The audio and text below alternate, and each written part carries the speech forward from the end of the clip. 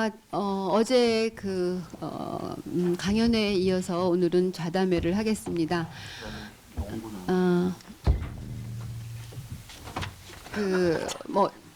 오늘 좌담회는 이제 르클레 선생님을 모시고 또 정명교 선생님 너무나 잘 아시겠지만 연세대학교 국문과에 계시고 또 김홍준 선생님 서울대 사회학과에 계신 분을 모셨습니다. 그리고 저는 불문과에 있고요. 그래서 셋이 다 어떻게 보면 프랑스어권과 관련이 있는 정명근 선생님은 국문학과에 계시지만 워낙 프랑스 문학을 하신 분이고 김홍준 선생님은 사회학 전공이신데 프랑스에서 공부를 하셨고 그래서 좀 이렇게 약간 동질성이 있는 토론이 되지 않을까 싶은 생각이 듭니다.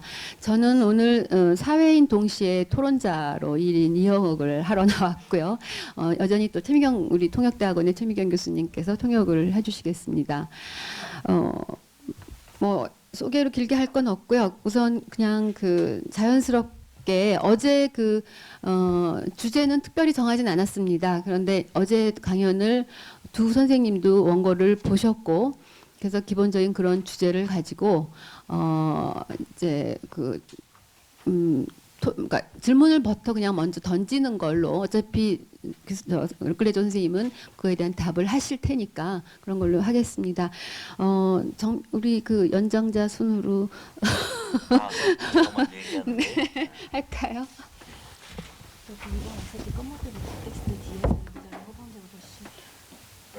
그다음에 편하게 이 자리는 굉장히 훨씬 더 편하고 친근하고 그런 자리로 하려고 합니다. 그러니까 선생님들도 좀 회장이 좀 이렇게 친근한 느낌으로 불어를 쓰셔가면서 하셔도 좋고. 한국말로 하겠습니다.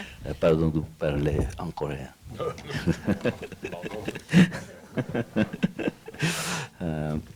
예, 읽겠습니다. 네, 제목은 모든 인류의 상호 간의 속 깊은 환대를 위하여. 르클레지오 선생님의 훌륭한 발표문 잘 읽었습니다. 전적으로 동감하거니와 달리 토론할 거리가 필요 없을 듯합니다. 다만 선생님의 발표문을 읽고 제 나름으로 생각한 두어 가지 의견을 말씀드리고자 합니다. 첫째, 르클레지오 선생님의 의견에 이견을 달 사람은 없을 것입니다. 다만 문제는 이 당연한 생각이 현실적으로 통용되기는 무척 어려운 상황 속에 전 지구인이 놓여 있다는 것입니다. 우리는 며칠 전 프랑스 파리에서 끔찍한 테러가 벌어진 사건을 접했습니다. 너무나 무서운 일입니다. 인류의 역사를 통틀어 무차별적이고 맹목적인 집단 학살은 수도 없이 벌어졌습니다. 광신적 신념에 의해서 자행된 일입니다. 이 광신적 신념은 흔히 근본주의의 형태를 띤 종교적 교리로 무장되어 있습니다만 가만히 들여다보면 실은 피해망상과 자기 불안에 사로잡힌 종족 보존 본능이 극단적으로 골문돼서 터져나온다는 것을 알 수 있습니다. 또한 우리는 이러한 집요한 종족 보존 본능이 전혀 유익하지 않다는 것을 잘 아는 시대에 살고 있습니다. 이미 20세기 초엽에 단일종을 배양한 것과 이질종들을 섞어놓은 상태에서 배양한 것을 비교한 실험에서 후자 쪽의 생명체들의 신진대사가 훨씬 활발했다는 것을 확인한 바가 있습니다. 또한 1930년대에 위대한 분자생물학자들은 생명의 진화가 조직적인 인과율의 연쇄를 통해서가 아니라 아주 의연한 요소들의 다양한 선택과 조합을 통해서 일어난다는 것을 입증하였습니다. 그러한 사실의 확인으로부터 프랑스와 자코브는 그 유명한 브리콜라주라는 개념을 도출해내었습니다. 그리고 이 새로운 지식은 점차로 축적되고 발전하여 생물 다양성의 중요성에 대한 깨달음을 주었고 1992년 리우에서의 유엔 환경개발 정상회의에서 생물 다양성 협약을 채택하도록 하였습니다. 지적 생명체인 인간이라고 해서 이 다양성의 원리를 무시할 수 있는 것은 아닐 것입니다. 오히려 지적 생명인 만큼 더 고도로 발달한 다양성의 원리들, 즉 종다양성과 문화다양성의 말 그대로 다양한 양태들을 보존하고 개발하고 조화롭게 관계지어 나가는 사업을 잘 꾸려가야 할 것입니다. 그러나 현실 속의 인간들은 그것을 머리로 납득할 때조차도 감정과 행동에서는 잘 받아들이지 못합니다. 우스갯소리입니다만 저는 자가수리 재료 상점인 브리코라마가 프랑스 전역에 퍼져 있는 걸 보고 저거야말로 브리콜라주 정신의 상징이라고 생각하곤 했습니다.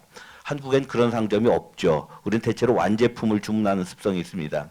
어쨌든 그것은 프랑스만큼 낯선 존재를 진지하게 맞아들이는 나라도 없다고 제가 생각하기 때문입니다.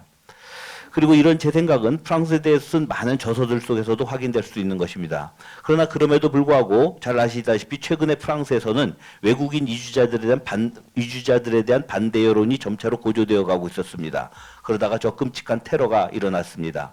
많은 프랑스 사람들과 이에 공감한 많은 세계인들은 이 사태를 정신적 성숙과 담대한 정신을 단련시킬 계기로 삼았습니다. 그러나 한켠에서는 이번 테러가 프랑스 특유의 환대적 태도가 낳은 자승자박이라는 논리를 또한 꺼내기도 합니다.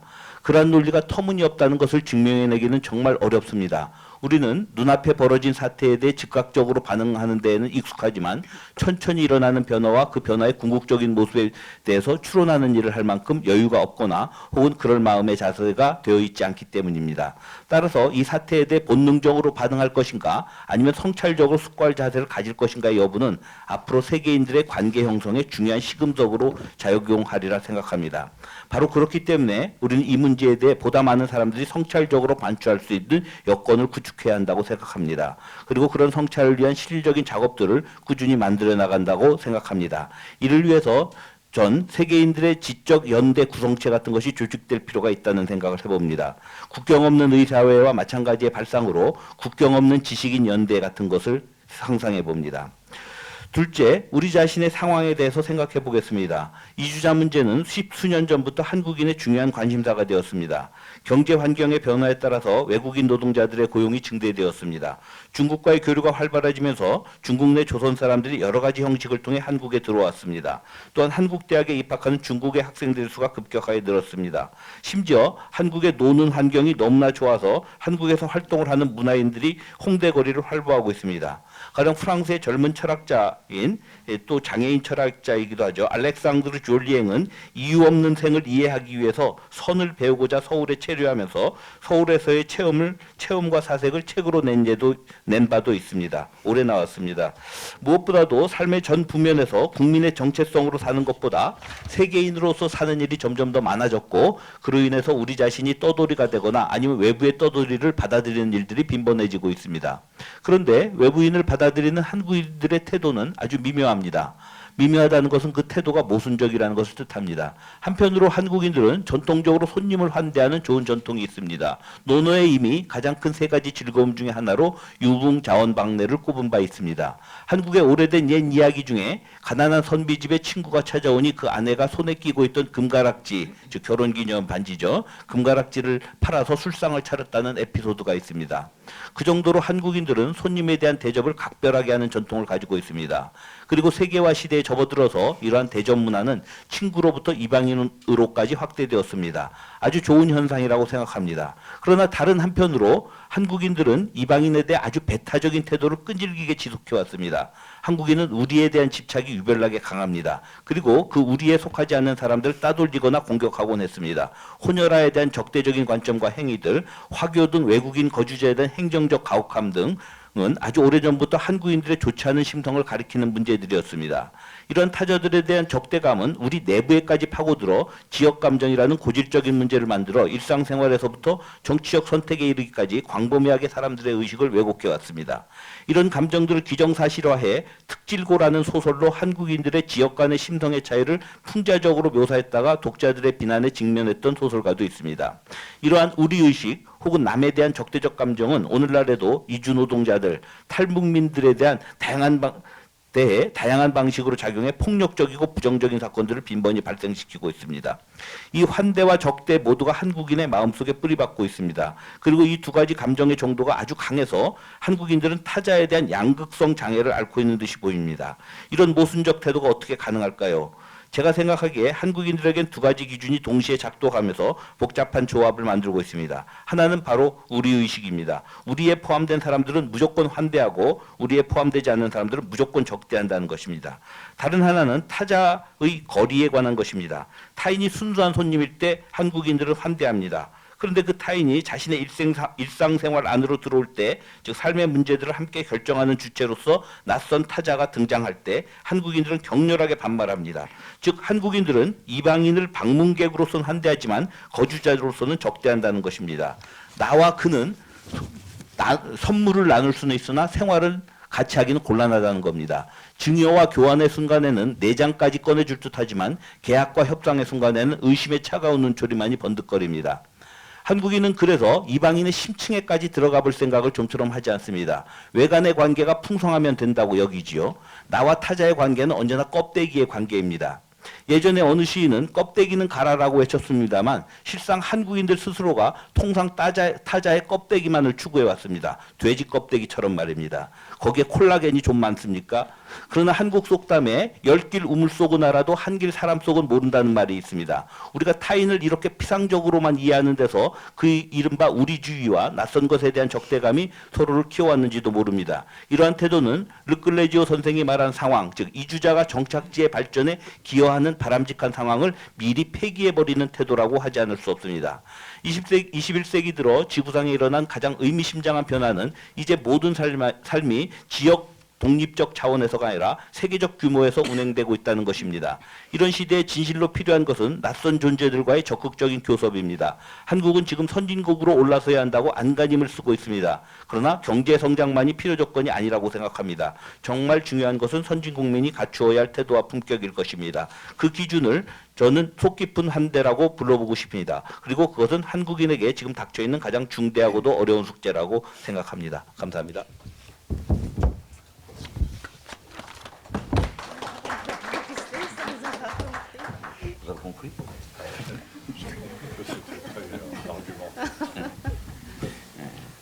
Pour un accueil chaleureux qui sera très très approfondi entre les êtres humains. Je vous remercie, Monsieur Leclésio, de votre texte de conférence. Je suis tout à fait d'accord. Je crois qu'il n'y a pas grand-chose sur lesquelles je devrais discuter avec une autre opinion. Pourtant, je voudrais rebondir sur deux choses.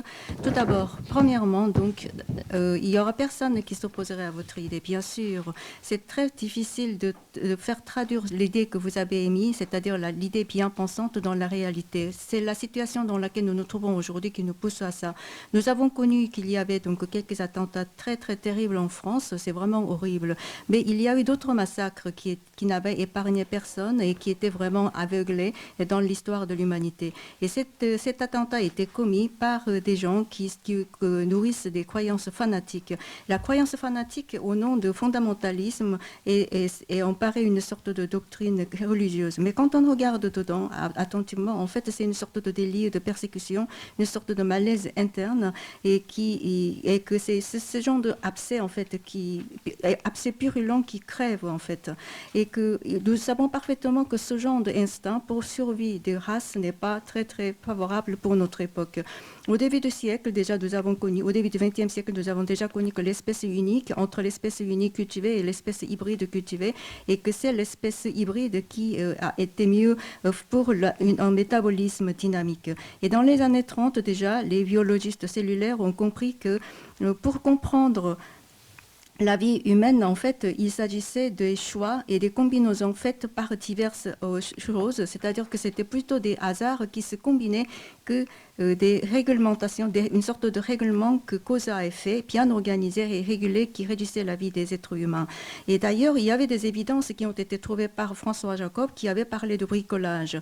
Et c'est-à-dire que les idées s'accumuler davantage, et c'est avec ces idées et nous avons compris l'importance de la biodiversité. D'ailleurs, en 92 à Rio, les chefs d'État se sont réunis pour un sommet pour l'environnement et ils ont adopté la Convention sur la biodiversité.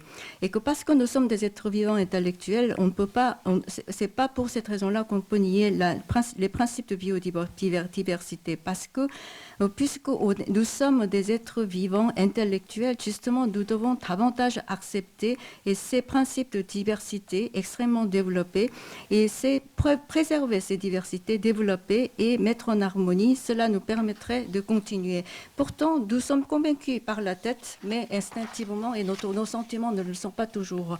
Et je fais souvent une plaisanterie, parce qu'en France, il y a beaucoup de chaînes de bricorama partout en France, donc je m'étais dit que c'était peut-être le symbole de l'esprit du bricolage.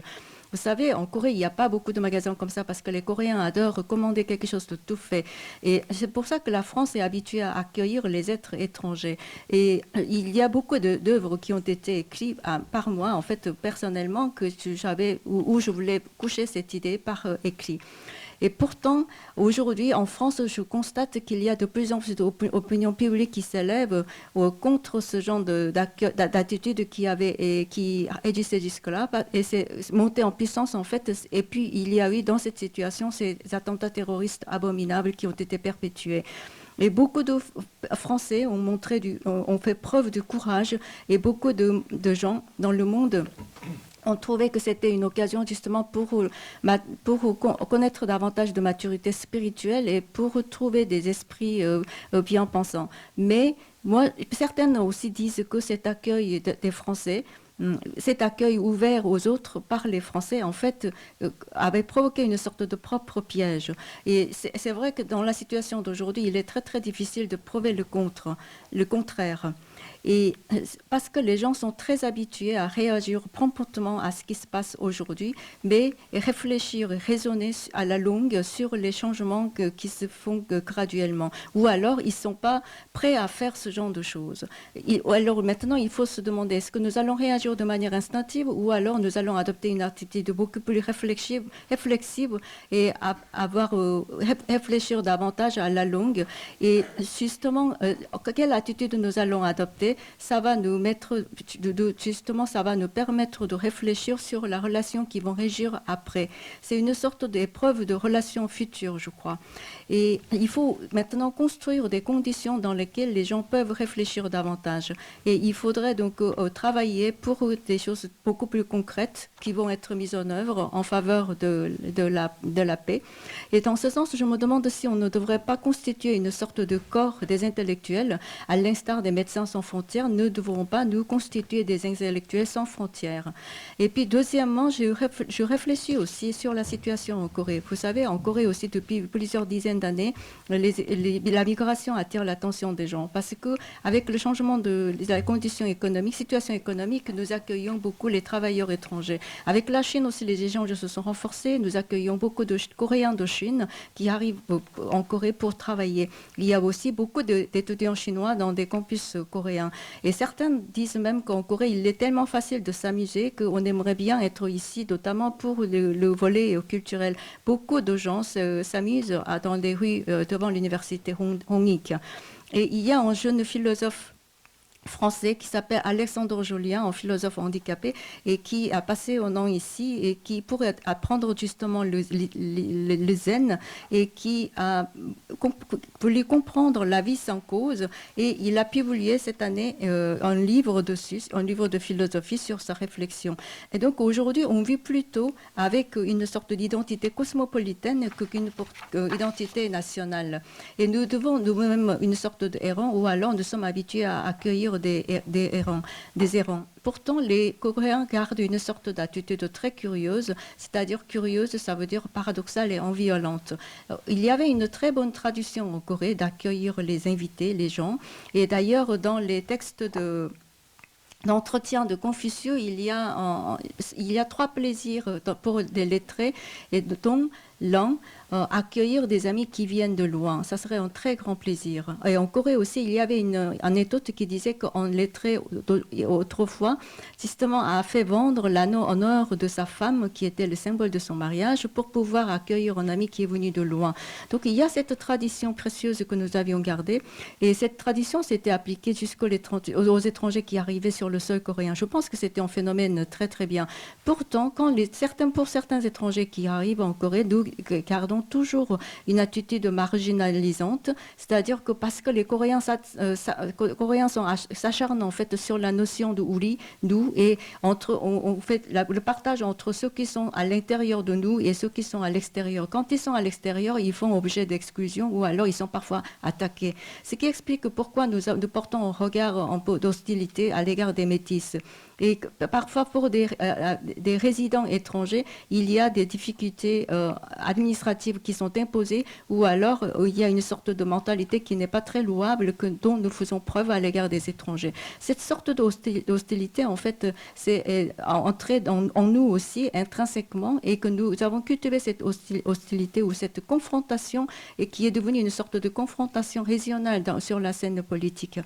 Et donc, Il y a un écrivain qui, justement, en traitant cela comme une sorte comme une évidence, avait écrit un roman qui s'appelait Tuktilgo, c'est-à-dire réflexion sur les caractéristiques des gens, et qu'il s'était attaqué un petit peu avec ironie sur la mentalité des régionaux. Et donc cette sensation, cette conscience de ouri entre nous et les autres, en fait, s'applique aussi à des étrangers, à des transfuges nord-coréens qui arrivent sur le sol et que parfois ils sont attaqués, et ou alors il y a des accidents qui sont très très négatifs. Donc il y a cet esprit d'accueil chaleureux et l'hostilité qui sont ancrés dans le cœur des Coréens. Cette ambivalence, je pourrais le nommer peut-être une sorte de trouble bipolaire. Et comment on peut garder cette attitude aussi contradictoire? Parce que les Coréens appliquent deux critères qui sont très très différents selon les situations. C'est-à-dire que la conscience de nous s'applique quand ce sont des gens qui font partie de notre cercle, ils sont très bien accueillis, alors que pour ceux qui ne le sont pas, ils sont vraiment mal accueillis avec une certaine hostilité. Et il y a un autre critère qui entre en jeu, c'est aussi la position ou le statut de l'autre et la distance que nous avons avec ces autres. Quand les étrangers sont des invités purs, nous les accueillons chaleureusement. Mais quand ils entrent dans notre vie quotidienne, c'est-à-dire que quand on se frotte avec eux dans la vie pour confronter à des questions de la vie, en fait, ils deviennent des étrangers et que les Coréens opposent une sorte de réaction véhémente. Et donc, les étrangers, quand ils sont là, en tant qu'invités, ils sont très bien accueillis, mais quand ils sont résidents, ils doivent recevoir une sorte d'accueil d'hostilité. Et je pense, c'est-à-dire qu'on peut s'amuser ensemble, mais on ne peut pas vivre avec.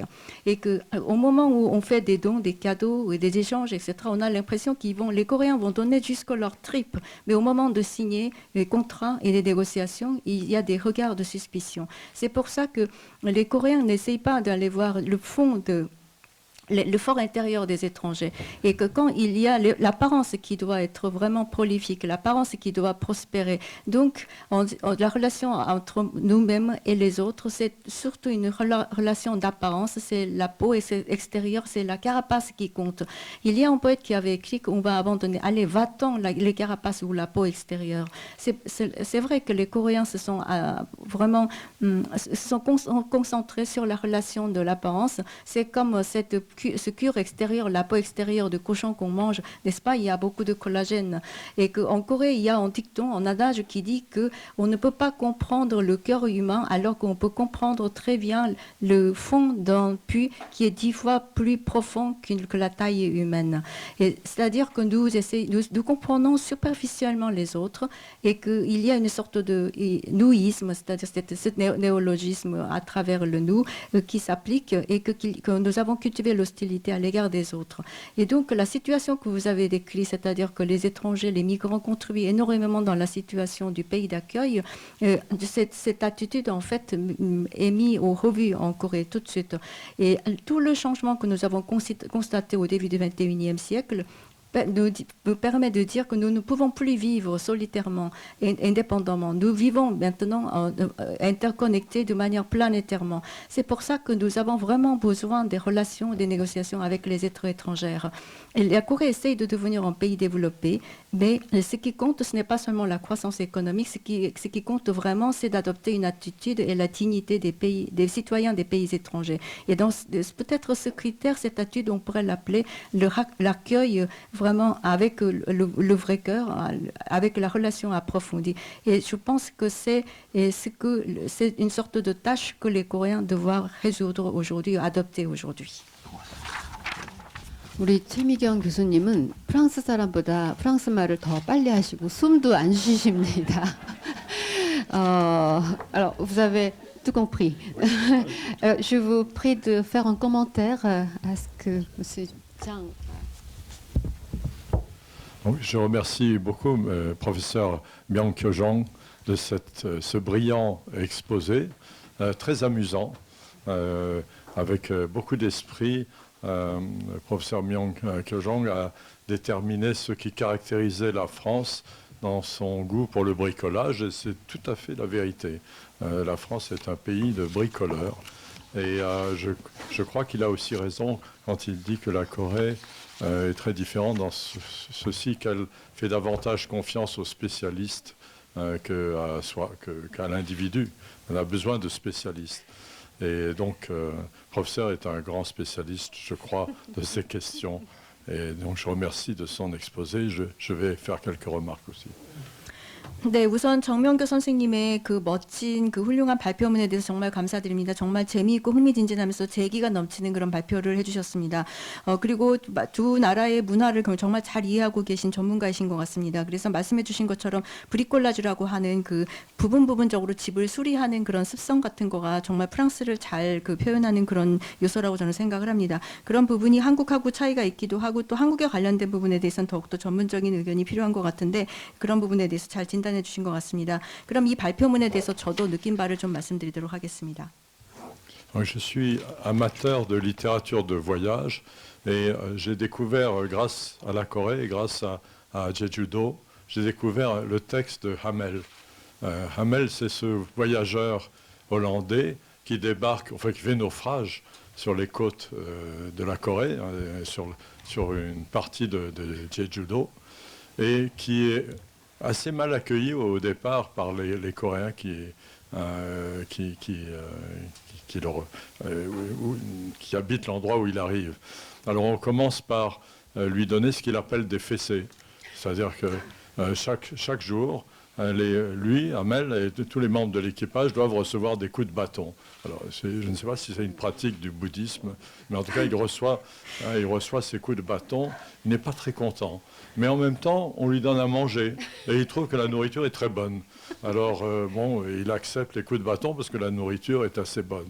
Et petit à petit, Hamel s'aperçoit que cette société coréenne, qu'il jugeait assez sauvage, parce que l'accueil n'était pas très civilisé, en réalité est très complexe et une société très délicate. Et il a de plus en plus de goût, d'autant plus que les coups de bâton finissent par cesser. À un moment donné, on ne lui donne plus de coups de bâton. Il devient même un interlocuteur. Donc petit à petit, l'étranger est reçu par la Corée. Je crois que cette histoire est très, très symptomatique de l'accueil que la Corée réserve aux éléments étrangers.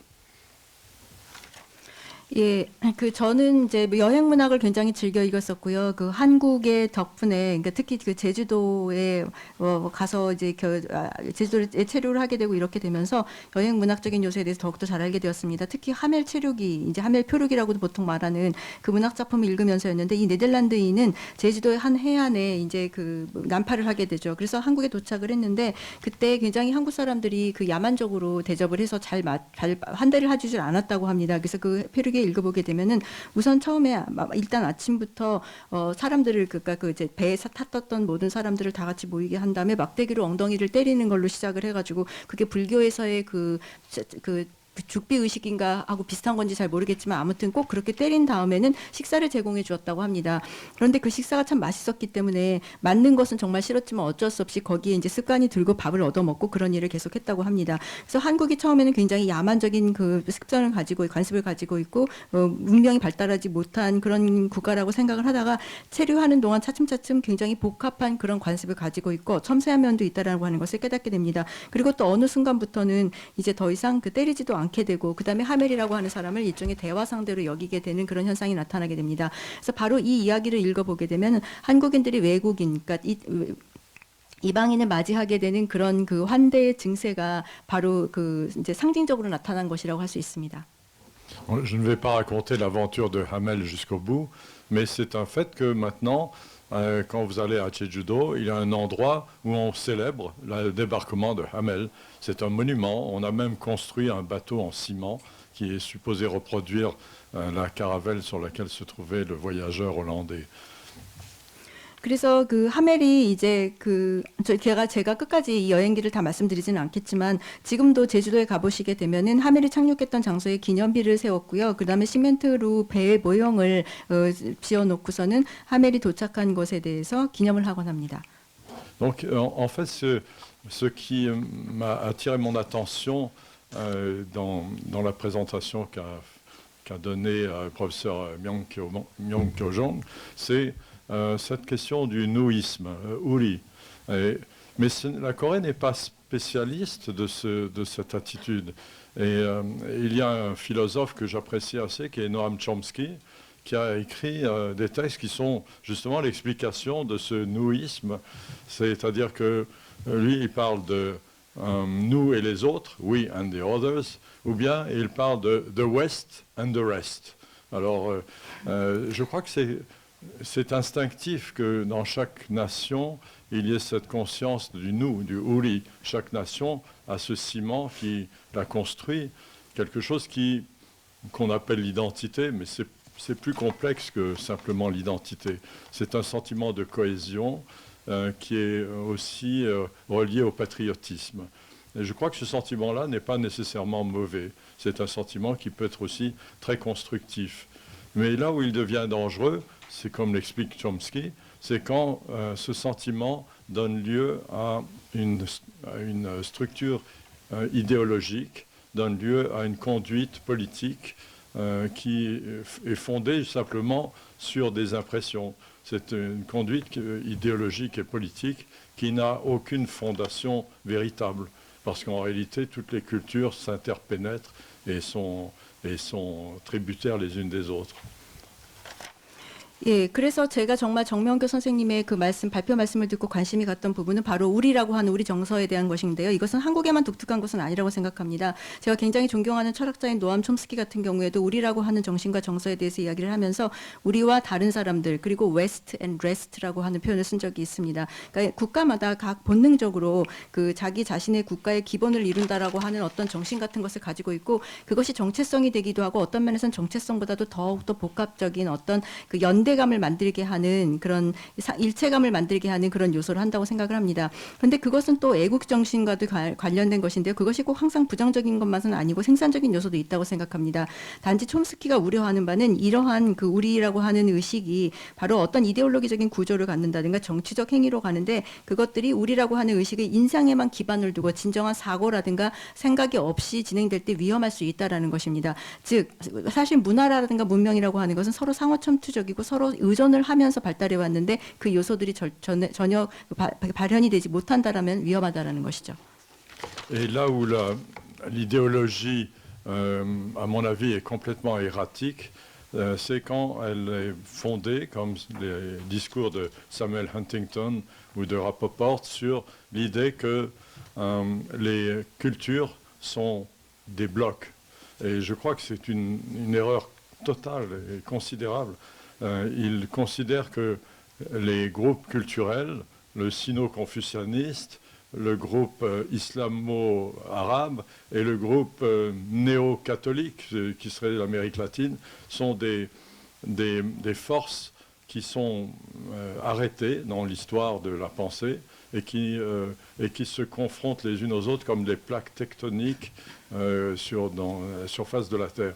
Et ça, c'est une idée tellement simpliste et tellement fausse qu'on ne peut pas y croire un seul instant. Et pourtant, c'est l'idée qui a guidé la politique étrangère de beaucoup de pays du groupe Ouest, ce dont parle Chomsky, ou The West and the Rest, ces groupes des pays de l'Ouest, c'est-à-dire États-Unis, Canada, Australie, l'Ouest de l'Europe, et même parfois certains pays de l'Europe de l'Est, qui ont eu l'impression qu'ils représentaient une force à laquelle s'opposaient d'autres forces immuables, inchangeables. C'est complètement faux parce que l'Ouest, ça n'existe pas, l'Est, ça n'existe pas.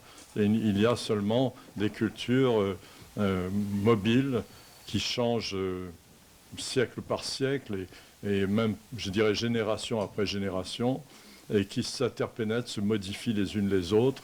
Et je crois que c'est plutôt dans la communication que les cultures existent et non pas dans l'affrontement. 네, 그래서 이제 바로 이런 생각들이 가장 잘못될 경우에 착오를 발생시키게 되는 경우가 그거의 귀결점이라고 하는 것이 바로 헌팅턴이라든가 아니면 하피퍼프 같은 사람의 그 생각, 이데올로기라고 생각을 합니다. 특히 헌팅턴 같은 경우에는 문화라고 하는 것을 어떤 블록으로 형성이 되어 있다고 생각을 하는데 정말 완전히 잘못된 생각이라고 저는 생각하고 있습니다. 그러니까 세계의 문화가 중국어와 유교 문화권, 아랍 문화권 아니면은 신카톨릭주의, 그러니까 남미 중심의 신카톨릭주의가 있어가지고 그것이 계속해서 마치 지리학적으로 보았을 때, 지질학적으로 보았을 때 지판이 서로 충돌해가지고 어떤 움직임이 나타나는 것 같이 그렇게 역사적으로 고정된 어떤 문화 블록을 이루고 있다고 생각을 하는 것입니다. 이것은 정말 단순화됐고 그다음에 거짓된 이론이기 때문에 절대로 믿지 말아야 할 것인데, 그럼에도 불구하고 제가 조금 전에 말씀드렸던 촘스키가 있었던 서구와 그다음에 웨스트라고 부르는 웨스트와 레스트라고 부르는 그 나머지 지역 사람들에 대해서 서구가 했었던 바로 그런 정치의 근간을 둔 사고가 되어버렸습니다. 그때 서구라고 부르는 것은 미국이라든가 캐나다라든가 아니면은 오스트레일리아, 그리고 서구 유럽 국가들, 그리고 동구 유럽의 일부 국가들도 자신들이 마치 다른 지역에 비해서 절대적이고 그리고 변화가 되지 않는 어떤 힘 같은 것을 가지고 있다고 생각을 하고 그것에 근거해서 정책을 기인했었던 것입니다. 그런데 제가 생각하기에 서양이라든가 동양이라고 하는 것은 그렇게 분리된 그 정체성으로 존재하는 것이 아니라고 생각합니다. 문화라고 하는 것은 계속해서 이동적인 것이고 시대별로, 세기별로, 그리고 세대별로 계속해서 서로 침투하고 변화하는 것이면서 그 소통을 통해서만 문화라고 하는 것은 서로 영향을 주고받으면서 존재한다고 저는 생각을 합니다. Alors les écrivains savent très bien que ces groupes n'existent pas et que la littérature c'est une expression non pas internationale mais une expression universelle et que les barrières des frontières n'empêchent pas les idées et les mots de circuler. Et on ne peut donner pour la littérature française simplement l'exemple de, je ne sais pas, de Milan Kundera. Milan Kundera, c'est un écrivain français, mais il n'écrit pas en français. Pendant longtemps, il n'a pas écrit en français. Ionesco, un écrivain roumain, et au début, il n'écrivait pas en français. Et ce sont des écrivains qui sont venus d'autres pays, d'autres régions du monde, et qui ont apporté quelque chose de nouveau à la littérature, qui font partie de la littérature française, au même titre que Tahar Benjeloun, que Assia Djebar, que des écrivains d'endroits très différents et de langues très différentes et qui ont apporté leur contribution à ce monument qu'est la littérature française. Et je pense que dans la littérature coréenne, il y a les mêmes influences qui ne viendront pas nécessairement des mêmes pays, mais qui peuvent venir des pays voisins, de la Chine, du Japon, de l'Asie du Sud-Est et évidemment des États-Unis et de la France. Donc les écrivains ne sont pas limités à leurs frontières géographiques. Et je suis tout à fait d'accord avec le professeur Myung-Kyo Jong. Il faut former des intellectuels ou des écrivains ou des artistes sans frontières, peut-être des philosophes sans frontières. C'est une très bonne idée. Je suis tout à fait partisan d'en faire partie, de contribuer à cette création. 네, 작가들이야말로 바로 그런 종류의 문화가 이루고 있는 어떤 그룹이라든가 블록 같은 것이 있다라고 하는 생각을 갖다 거부하는 사람들이라고 생각을 합니다. 작가들이 쓰는 것은 어떤 국제적인 작품이 아니라 바로 보편적인 것을 쓴다고 저는 생각을 합니다. 그래서 그들은 어떤 그 지리적인 그 격차라든가 아니면 지리적인 그런 장애를 넘어서서 장벽을 넘어서서 여러 가지 사고라든가 여러 가지 단어라든가 말을 갖다 교류하는 사람입니다. 프랑스 문학이라고 보통 말하게 되면 예를 들면 밀란 쿤데라 같은 작가도 프랑스 작가입니다. 이제 불어로 작품을 쓰지 않은 지는 꽤 되긴 했지만 그럼에도 불구하고 쿤데라는 프랑스 작가라고 생각을 하고 또 루마니아 출신의 이오네스코 같은 작가도 타지에서 온 작가이지만 불어로 작품을 썼기 때문에 프랑스인 작가라고 저는 생각을 하고 있습니다.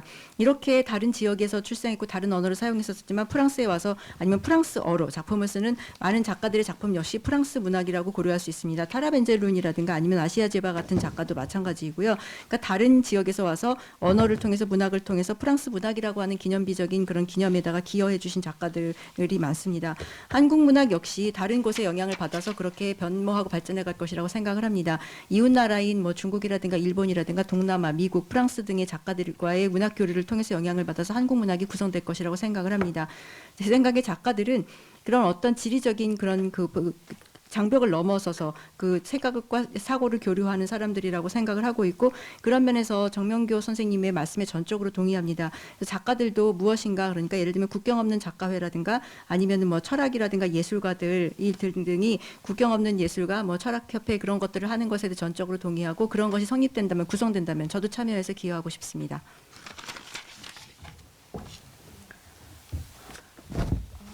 예, 고맙습니다. 하나 했는데 50분이 Le temps passe vite. On a fait un seul. Il nous reste encore 2 débats. Mais déjà 50 minutes est passé. Je passe 김홍준 선생님한테 마이크를 넘기겠습니다. Je m'appelle Kim Hong-jung. Je travaille dans le département de la sociologie de l'Université nationale de Séoul. Je voudrais bien parler en français, mais ça fait à peu près 10 ans que je peux parler le français. Alors, je n'ai pas le courage d'en faire. Donc, il vaudrait mieux que je lise mon exposé en considération de l'audience. Et je me sens vraiment honoré d'être ici, participer à cet entretien. Alors, je voudrais commencer en coréen de lire. 르클레지오 선생님께서 보내주신 글 앙스멍스멍 페르틸리자숑을 잘 읽었습니다. 자전적 기억으로부터 우리 시대의 야만과 폭력에 대한 선생의 경계와 우려, 그리고 더 나아가서 문학을 통하여 체험할 수 있는 타자와의 공존, 이방인에 대한 환대의 윤리, 그리고 서로 다른 문화와 문명의 착종이 가져다주는 가능성에 대한 선생의 믿음과 희망을 잘 엿볼 수 있었습니다. 이 모든 사유의 핵심에는 이민자의 형상, 난민의 형상이 있다고 생각합니다. 이민자가 문화적 씨앗이며 그들이 새로운 땅에 뿌린 씨앗들이 그 땅을 더욱더 풍요롭게 하리라는 선생의 관점에 대해서 저는 아무런 이견이 없으며 바로 그런 관점이 지배적인 관점이 될 때 우리가 사는 세계가 한결 더 훌륭한 세계가 되리라 확신을 합니다. 사회 이론을 전공하는 사람으로서 제가 선생님의 견해를 지지하는 몇 가지 이야기를 덧붙이는 것으로 토론을 대신하고자 합니다. 저는 인간적 보편에 대한 깊은 신뢰와 문명적 공존에 대한 희망을 표상하는 선생님의 견해가 근대 유럽이 성취한 중요한 보편 이념의 한 훌륭한 사례라고 생각합니다. 그 이념을 단어로 표현하면 그것은 아마도 꽁비벙스라 불려 마땅할 것입니다. 함께 살기입니다. 꽁비벙스는 자연적 사태라기보다는 도덕적 사태 혹은 정치적 사태로서의 공존을 의미합니다. 저희 전공 분야에서 말해보자면 16세기 이래 유럽의 사회 철학은 인간의 공존 불가능성에 대한 여러 견해들을 불안한 어조로 제출하기 시작합니다. 홉스가 그러하고 로크가 그러하고 루소가 그러합니다. 자연 상태라는 표현으로 지칭된 근대적 시민사회의 공간이 그것입니다. 각자의 이해관계에 투철한 자들이 자신의 이해관계에 위해를 끼치는 자들을 적으로 삼아야 비로소 스스로 survivre가 할 수 있는 상태. 이것은 그 이후의 헤겔이나 마르크스나 듀르케임에게서도 엿보이는 근대의 어둠에 대한 인식입니다. 인간은 근대 세계에서 모두가 생존 투쟁하는 존재라는 것입니다. 그런데 이를 극복하기 위해서 유럽은 19세기 후반까지 매우 영웅적인 투쟁을 벌입니다. 자유, 평등, 박애, 민주주의, 인권, 공화주의, 연대, 사회보험, 사회국가, 그리고 복지국가로 이어지는 역사적인 실험들은 서로가 서로에게 늑대가 될 수밖에 없는 사회 속에서 서로가 서로에게 이웃이 되고 천사가 되는 공존 공간으로서의 사회를 건설해온 역사입니다.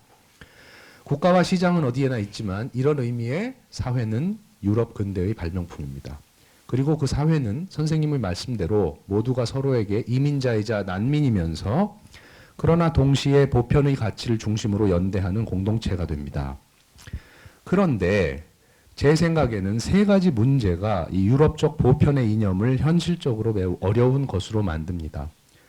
하나는 국내 정치가 아닌 국가 간 정치의 문제입니다. 1648년에 유럽에서는 베스트팔렌 조약이 체결되고 중세 질서가 붕괴하면서 국가들이 군비 경쟁을 통해 외교적 전투 상태에 돌입하는 전쟁 기계들로 전환됩니다. 힘의 균형 속에서 평화가 찾아오기도 했지만 사실 근대 국가 체계는 근원적으로 생존 투쟁의 기초에 구성된 것입니다.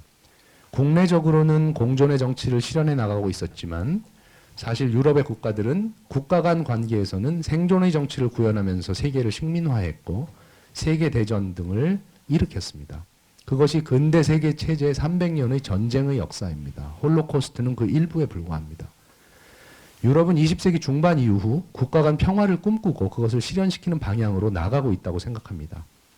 유럽 공동체, 국제연맹 등이 그것입니다. 이런 점에서 진정한 의미의 공존주의의 이념이 국제사회에서도 지금 실험되고 있는 것입니다. 그런데 유럽을 제외한 가령 G2라 불리는 미국이나 중국, 일본 등등의 강대국들은 과연 유럽과 같은 방식으로 세계를 파악하고 있을까요? 힘의 공간, 우승 열패, 전쟁 공간으로 파악하고 있지 않을까요? 국제질서 수준에서의 평화가 시스템적으로 보장되지 않는다면 자칫 공존의 도덕적 호소는 현실을 움직이는 자들에게는 거의 영향력을 행사하지 못하는 이야기가 될 수도 있을 것 같습니다. 둘째는 신자유주의 시대의 지배적 삶의 양식입니다. 1980년대 영국과 미국에서 시작된 신자유주의의 파도는 지금 전 세계를 휩쓸고 있고 다양한 문제들을 야기하고 있습니다. 제가 볼 때 신자유주의는 경제 시스템일 뿐 아니라 사람들의 마음을 움직이는 마음의 시스템이기도 합니다. 그런데 이런 점에서 신자유주의의 가장 큰 특징 중에 하나는 삶의 여러 가지 공존의 장치들을 부정하고 삶을 생존 경쟁을 통해 질서를 유지하는 정글이나 자연 상태로 표상하게 한다는 것입니다. 한국 사회는 1997년 이후부터 현재까지 약 20년의 신자유주의의 역사를 가져왔습니다. 그 사이에 한국 사회는 제가 생존주의, survivalism라고 부르는 공격적 문화가 지배적인 세계로 전환되었습니다. 문화적인 여유, 타인에 대한 관용, 타자와의 공존의 상상계가 아니라 일단 내가 살아남아야 한다는 생각과 태도가 자연스러운 것으로 여겨지고 있습니다. 세 번째는 2015년 11월 14일에 파리에서 발생한 테러와 연관된 것입니다. 이 테러는 사실 지금 우리 세계를 비참과 혼돈에 몰아넣는 연쇄적인 테러 공격의 한 사건입니다. 테러 행위 그 자체가 공존에 대한 강력한 거부이며 이와 동시에 테러 이후의 프랑스 사회 그리고 유럽 혹은 세계 전체가 공존을 두려움 속에서 바라보게 될지 우려스럽습니다. 두려움의 정치가 9.11 이후의 미국에서 시작되었듯이 더 강화된 형태로 세계를 지배하게 될 듯이 보입니다. 저는 이 세 가지 문제에 대해서 선생님께서 말씀하시는 내용이 어떻게 연결될 수 있을지를 여쭙고 싶습니다. Monsieur Le Clésio, j'ai lu avec beaucoup d'intérêt votre texte Ensemencement et fertilisation et que vous avez parlé de votre mémoire autobiographique pour nous faire part de la barbarie et la violence, votre mise en garde et l'inquiétude à l'égard de la barbarie et la violence d'aujourd'hui. Et que vous avez parlé aussi de tout ce qu'on peut expérimenter à travers la littérature, c'est-à-dire la coexistence avec les autres, l'accueil le moral de l'accueil des autres et que la possibilité qu'apporte l'imbrication des cultures ou des civilisations des unes des autres. Et donc j'ai pu bien lire votre conviction et votre espoir sur ces phénomènes qui sévissent aujourd'hui.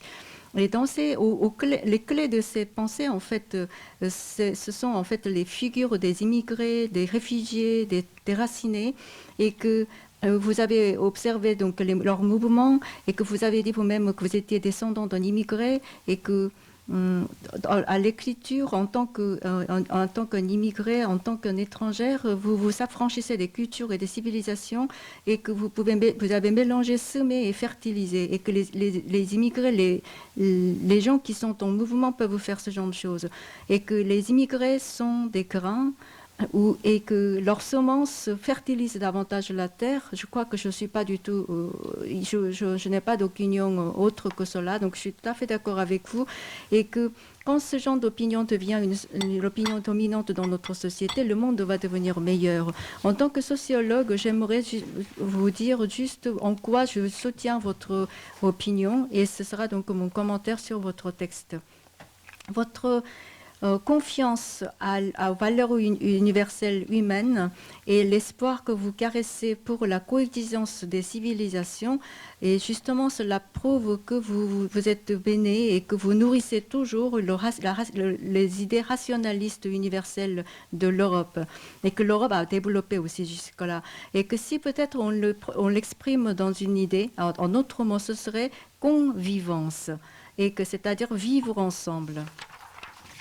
Et la convivence n'est pas quelque chose d'un état naturel, mais ça serait donc une sorte d'état moral et politique. C'est un état politique que nous construisons. Et d'après les connaissances que j'ai acquises en travaillant en sociologie, après le XVIe siècle, la philosophie sociale de l'Europe, en fait, avait commencé à présenter les impossibilités de la coexistence des êtres humains dans la société à partir de Hobbes. Il y avait Locke et Rousseau.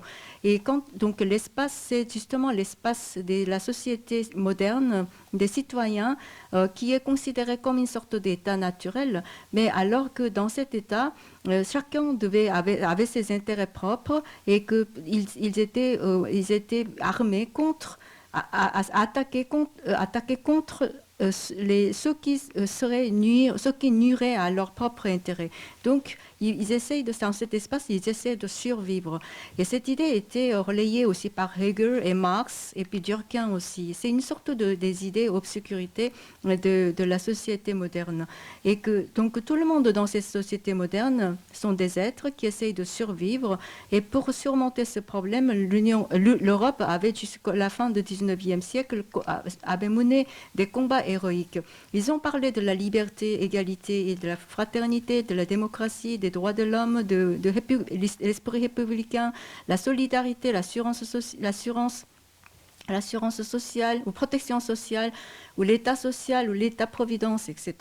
Donc tout cela, en fait, c'était une étape par lesquelles l'Europe est passée pour justement que cet espace de coexistence devient pour chacun une sorte d'espace vivable et que chacun ne serait pas juste en loup pour les uns contre les autres. Et qu'il y avait la nation et le marché existaient partout, mais ce genre de société, au sens que je viens de décrire, en fait, à mon avis, c'est justement l'invention de l'Europe moderne. Mais dans cette société, comme vous disiez, tout le monde était en fait immigré, tout le monde était réfugié. Et tout le monde peut devenir des citoyens qui vivent dans la communauté solidaire qui poursuit les valeurs universelles. Et c'est pour ça, donc j'ai bien compris ce que vous voulez dire et que c'est pour ça que j'ai dit tout à l'heure que vos idées venaient de ces idées sociales et universelles de l'Europe, parce que vous dites la même chose en fait. Mais il y a en fait 3 problèmes que je vais narrer par la suite. Et pourquoi les idées universalistes européennes sont difficiles d'être réalisées ou c'est difficile de se traduire en réalité. Tout d'abord, à cause de la politique, pas politique à l'intérieur d'un pays, mais en politique internationale entre les États. En 1648, l'Europe signe le traité de Westphalie qui met fin à l'ordre établi du Moyen-Âge et que les États, chacun livre à des courses aux armements. Ils se trouvent dans une sorte de combat diplomatique et que chaque État devient une sorte de machine martiale. Et bien sûr, grâce à parfois équilibre entre les puissances, on retrouve un peu la paix, mais toutefois, dans les pays modernes de l'Europe, en fait, et c'était basé sur la politique de la survie.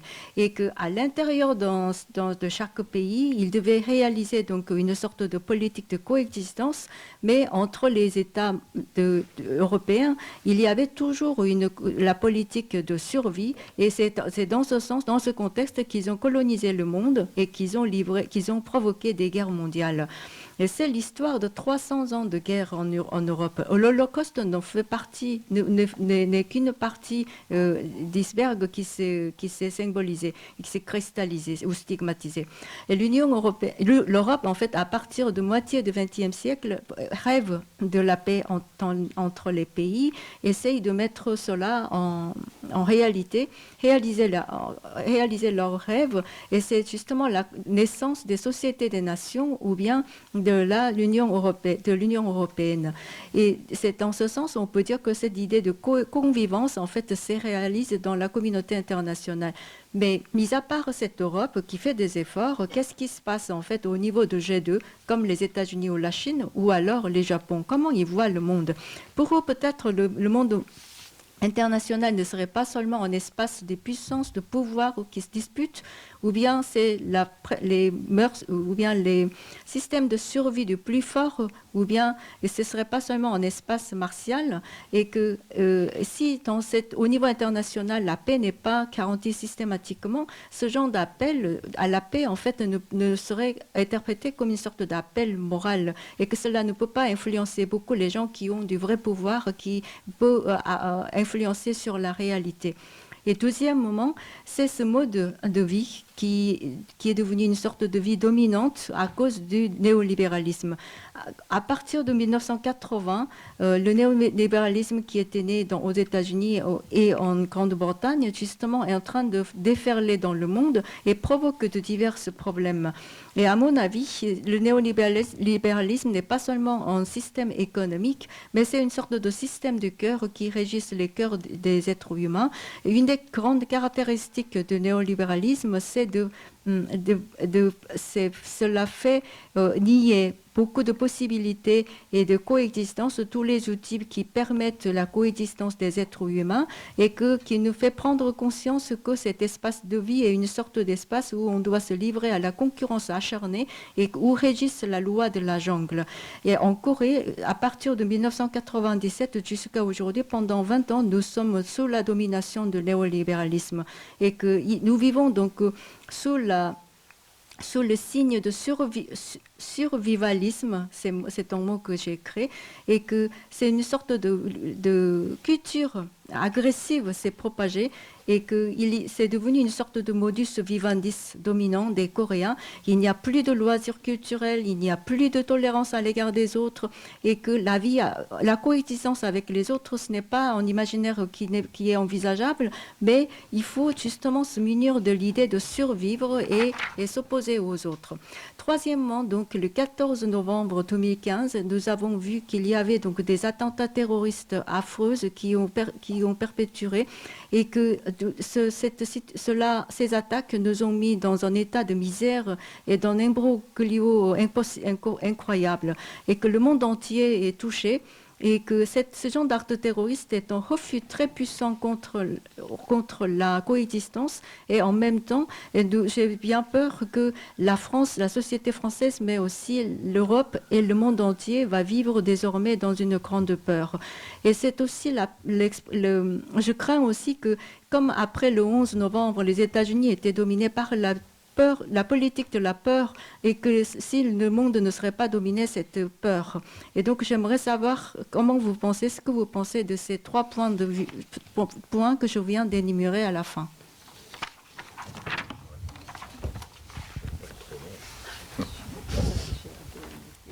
Vous avez aussi quelque chose à dire.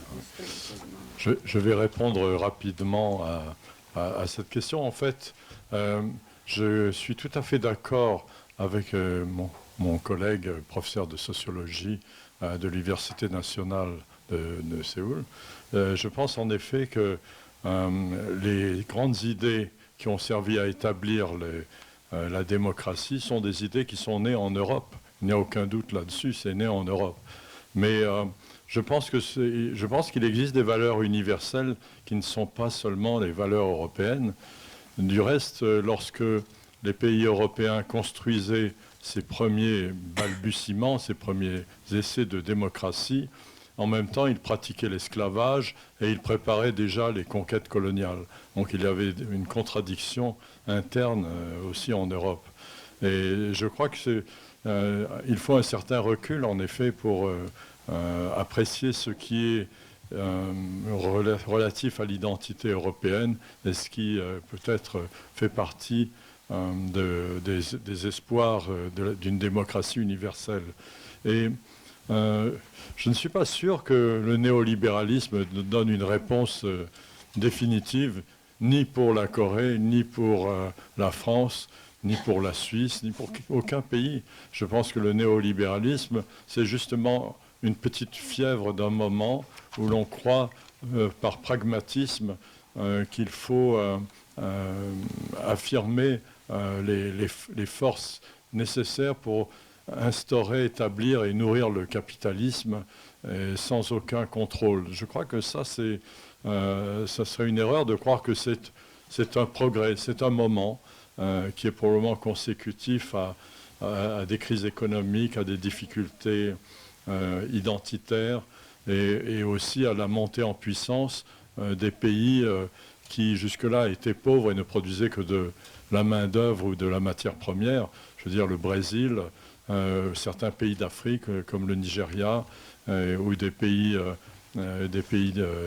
d'Amérique latine ou même les pays de l'Europe de l'Est sont en train d'apparaître sur la scène comme des éléments puissants dans la compétition industrielle. Donc ils ne sont plus dans dans l'aspect habituel du commerce triangulaire dans lequel un pays produit de la matière finie, l'échange contre de la matière première et revend ses produits finis à ce pays qui fournit la matière première. Donc je crois qu'on a dépassé ce stade. On est dans une époque, on le dit souvent, post-coloniale. Je crois que c'est assez vrai. On vit vraiment les derniers moments de la colonisation. Et je crois qu'il y a peut-être aussi une erreur, ce serait une erreur de croire que ces grands principes qui ont conduit le monde sont identifiables comme étant le produit d'un héritage historique. En réalité, je crois qu'ils témoignent du progrès nécessaire de l'humanité. J'ai à peu près passé 70 ans et je peux vous dire que le monde se porte mieux maintenant qu'il ne se portait quand j'avais 20 ans. Nous avons passé la période coloniale, en Europe en tout cas, et cette situation-là est derrière nous. Nous ne reviendrons pas sur cette situation de la colonisation. Nous ne croirons plus désormais dans la nécessité des guerres coloniales. Alors nous pouvons admettre la guerre économique, c'est une réalité, mais il y a des moyens, je pense, pour les intellectuels, en tout cas pour les écrivains, de proposer une espérance d'une cohésion universelle. Je pense que ce n'est pas nécessairement une utopie. Ça a peu de choses à voir avec Rousseau. Je crois que c'est vraiment l'esprit de ce temps, mais il a beaucoup de mal à naître. Il naît dans de grandes douleurs. 네, 지금 말씀해주신 그 부분에 대해서 김홍중 서울대 사회학과 교수님과 세 부분에 대해서 다 전적으로 동의합니다. 그 중에서 그래도 제가 조금 더 보충 설명을 드리자면 그 민주주의라고 하는 것이 맞습니다. 민주주의의 원칙이 태어나게끔 했었던 대부분의 중요한 사상들이 유럽에서 논의가 되었었고 유럽에서 민주주의가 탄생한 것은 의심할 여지가 없습니다. 그리고 그것이 그렇지만 그 민주주의 외에도 그 외에 다른 인간이 중요하게 생각하고는 여러 가지 보편 가치들 중에는 유럽에서 탄생되지 않은 것들도 있다라는 말씀을 드리고 싶고요. 또 오묘한 것은 유럽이라고 하는 대륙에서 민주주의가 발생했고 그랬지만 동시에 노예 제도도 있었었고 또 식민 전쟁도 했다는 그런 유럽 내에서도 모순이 있었다라는 것입니다. 민주주의를 발전하면서도 그런 다른 것들을 하고 있는 그런 양면성을 유럽도 가지고 있었다라는 것이죠. 그래서 오늘날의 그 유럽의 정세 같은 것을 갖다가 조금 더 거리감을 두고 생각해 볼 필요는 저는 있다고 생각을 합니다. 그러니까 보편적인 사고로서의 민주주의라고 하는 거에 대해서는 그것이 하고 있는 역할 같은 거에 대해서는 의심의 여지는 없습니다만 그렇게 말씀드리고 싶고 그다음에 신자유주의 같은 경우에 지금 한국이나 프랑스 같은 경우에 그것이 마치 어떤 지금 있는 어떤 경제 환경에 대해서 어떤 답이 될 수 있을 것 같이 생각하는 사람들이 있는데 제가 생각하기엔 그것은 잠시 있게 되는 그냥 열기일 뿐이지 그러니까 특히 실용주의적으로 자본주의를 더욱더 키우기 위해서 힘을 모으는 사람들이 생각해내고 발명한 그런 이 생각인데 그것이 지속적으로 그 우리를 갖다가 계속 발전하고 진보하게 할 수 있는 것은 아니라고 생각합니다. 그러니까 잠시의 어떤 경제 위기라든가 정체 상태를 갖다가 벗어날 수 있다라고 믿게 해주는 그런 도구라는 거죠. 물론 많은 국가들 그러니까 예를 들면 굉장히 빈곤 상태에 있었었고 원자재라든가 아니면 노동력을 제공하는 거에는 경제 무대에 참여하지 못했었던 많은 국가들 브라질이라든가 아프리카의 나이지리아라든가 남미의 국가라든가 아니면 동부 유럽의 몇몇 국가들이 바로 이런 그 신자유주의에 힘입어서 힘을 얻고 교육에 참여하게 된 것은 사실이긴 합니다. 그러나 이제는 더 이상 예전에 있었던 교역의 형태, 즉 삼각형 형태라고 하는 것, 그러니까 한 발전한 나라가 완제품을 판매하고 그 완제품을 만들기 위해서 가난한 나라에서 원자재를 사고 그 원자재를 사가지고 다시 완제품을 만든 다음에 그 완제품 만든 것을 원자재만을 갖고 있는 나라에다 판매한다라고 하는 이런 삼각형 형태의 교역 형태는 더 이상 잘 진행되지 못하고 있습니다. 그런 의미에서는 우리가 바로 식민 후기 식민주의 시대의 종말 부분을 지나가고 있다라고 말씀드릴 수 있을 것 같습니다. 바로 우리가 이제 그 착각하고 있는 원칙 같은 거가 신자유주의인데요. 그러니까 이 신자유주의라고 하는 것이 어떤 이제 한 세기를 풍미하면서 그 결국에 가서는 뭐 어떻게 그 각 국가의 어떤 경제적인 힘이라든가 정체성 같은 것을 갖다가 강화시켜주는 그런 것이 될 거라고 생각을 하는 것 같은데 저는 그렇게 믿지 않습니다. 그리고 또 제가 생각하기에 지금 우리가 살고 있는 이 세상이 인류가 진보의 역사상으로 보았을 때 제가 지금 70세인데 70세가 조금 넘었는데 제가 20세 때보다 지금이 더 나은 세상이라고 저는 생각하고 있습니다. 왜냐하면은 유럽이 예를 들면 식민 전쟁 같은 경우에는 다시 도발하지 않을 거니까요. 그러니까 식민 전쟁이라고 하는 것은 이제 과거의 역사가 됐지 다시 앞으로 겪을 일이라고 생각하지 않습니다. 그런 면에서 우리는 이제 다시 경제 전쟁에 도입해 있는 상태에 있는데요. 지식인이라든가 작가라는 같은 사람들이 여러 가지 희망이라든가 아니면은 여러 가지 일체 단결 같은 것을 얘기를 해서 일체감 같은 것을 얘기를 하고 연대감 같은 것을 얘기해서 물론 제가 말씀드리고 있는 것이 정말 이상향을 그리는 루소와 같은 그런 뜻에서 말씀드리는 건 아니고요. 그러니까 그것이 시대 정신이라고 생각을 합니다. 근데 물론 거기에 도달하게 된 데는 나름대로의 고통과 어려움이 따르겠죠. 네, 감사합니다. 저는 그냥 시간을 좀 절약한다는 의미에서 불어로 질문을 드리고 간단하게 한국말로 요약을 하겠습니다. Je parle en français quand même. Je voudrais quand même un peu changer le sujet parce qu'on a beaucoup parlé de l'immigration, de mélange, la question politique et sociale. J'ai deux questions à vous poser. Tout d'abord, en vous lisant, je sens fortement la vie. Les personnages, malgré la vie douloureuse, ils conçoivent la vie et les femmes accouchent. Et pour eux, la vie est très chère. Or, la vie dont vous parlez ne se limiterait pas à la vie matérielle, au corps physique, elle nous emmènerait peut-être à l'idée de la spiritualité. La spiritualité qui comprend la vie, l'intelligence, c'est à la fois la spiritualité, l'esprit, l'âme, l'esprit cosmique, autrement dit. Cet esprit cosmique, bien sûr, ce serait quelque chose d'universel. Cependant, cela peut être une notion philosophique, religieuse, culturelle, plus familière pour ceux qui vivent dans la culture asiatique, peut-être. Croyez-vous qu'il y a une spiritualité asiatique différente à celle des pays des Occidentaux? Si oui, quelle est la différence et quelle est la signification de cette différence? Je vous pose cette question-là parce que je sais que vous êtes en train d'écrire un roman sur l'âme, vous avez dit, sur l'esprit et sur qui en coréen. À ce propos, j'ai une autre question qui va ensemble. Les écrivains comme Hesse, Borges, quelques-uns cherchent l'Orient, l'Asie dans leurs livres.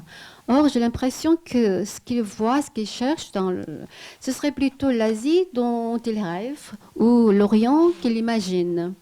Il doit y avoir un grand décalage. C'est-à-dire, donc, s'il y a un décalage entre l'image de l'Asie imaginée et l'image réelle, quelle est l'attitude, quelle est la position de l'écrivain en face de ce décalage? Par exemple, nous sommes tous fascinés par la spiritualité de l'Inde. On pourrait même dire que c'est une idée universelle, alors qu'il y a un grand décalage entre la spiritualité indienne et la vie réelle des Indiens. Quand un écrivain d'une langue comme le français utilise les sources culturelles religieuses étrangères, quelle position pourrait-il avoir vis-à-vis de ce décalage? La deuxième question est une question plutôt pratique et concrète. L'Europe a réussi à s'unir malgré tant de difficultés historiques, culturelles, sociales, pour créer l'Union d'Europe. Bien sûr, cela a posé beaucoup de problèmes, surtout économiques. Mais j'apprécie vraiment les efforts des Européens à ce propos. Alors qu'il me semble qu'il y a très peu de possibilités de réunir les trois pays d'Asie Nord-Est, comme la Corée, la Chine et le Japon, malgré les points communs historiques et culturels. D'abord, chaque pays a une vue historique différente. Vous qui connaissez tous les trois pays, pensez-vous que ce serait possible d'avoir l'Union d'Asie? Si oui, quel est le rôle des intellectuels comme les écrivains, les professeurs, et qu'est-ce que les intellectuels peuvent et doivent faire pour arriver à ce but. 간단히 그냥 요약을 하겠습니다. 제 질문은 크게 두 가지인데요. 선생님 작품을 읽다 보면 항상 제가 굉장히 강하게 느꼈던 게 그 생명력입니다. 모든 작중인물들은 굉장히 고난의 삶을 살면서도 항상 생명을 잉태하고 아이를 낳고 합니다. 그런데 그 선생님의 그 소설에 나타나는 생명이라는 게 단지 육체적이고 물리적인 생명이라기보다는 어떻게 보면 하나의 그 정신적인 것, 그것을 뭐라고 딱 얘기하기보다는 어떤 영혼과 관련된 우주적 영혼이라고 할까요? 관계되지 않을까 그런 생각을 했습니다.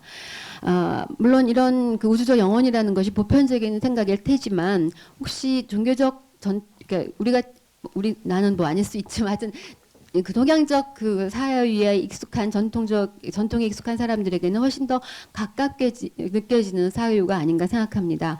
선생님께서는 서양의 그와 다른 동양적 그런 어떤 정신성이 있다고 생각하시는지, 있다고 생각하신다면 어떤 점에서 다르다고 생각하며 어떤 의미가 있는지 여쭤보고 싶습니다.